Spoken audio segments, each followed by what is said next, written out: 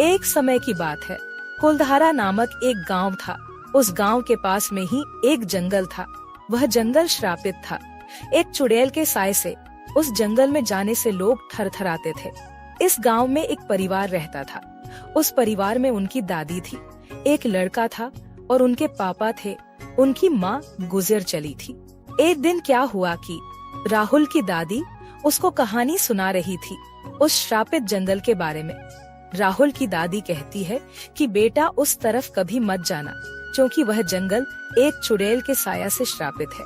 उस जंगल में एक बरगद का पेड़ है। उस बरगद के पेड़ पर ही वह चुड़ैल रहती है। राहुल उस कहानी को मजाक में टाल देता है और एक दिन राहुल के मन में ख्याल आता है कि मैं भी एक बार जाकर देखूं कौन सी चुड़ैल है। वह जंगल में चला जाता है। उसे पेड़ के पास जाकर बोलने लगता है कि कौन सी चुड़ैल दम है तो बाहर आओ। और चुड़ैल आ जाती है और बोलती है, वो मूर्ख बालक, तू यहाँ जानते हुए भी आ गया कि यहाँ मेरा वास है।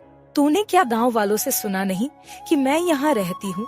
फिर राहुल उसे देखकर डर जाता और वहीं पर बेहोश हो जाता है। फिर उसकी जब आंखें खुलती है तो वह अपने आप को घर में पाता है। फिर उसकी दादी बोलती है, बेटा मैंने तुझे मना करा था ना कि उस जंगल में मत जाना। अब राहुल दादी को बोलता है, दादी मुझसे गलती हो गई, अब मैं उस जंगल में नहीं जाऊंगा। दादी बोलती है, भगवान का लाख लाख शुक्र है कि तू वहाँ से सही सलामत घर लौट आया। इस कहानी से हमें यह सीख मिलती है कि कभी बूढ़े बुजुर्गों की बात को टालना नहीं चाहिए। ऐसी मजेदार कहानियाँ को सुनने के लिए हमारे चैनल को सब्सक्राइब करिए और आगे भी ऐसी हॉरर और थ्रिलर स्टोरी आती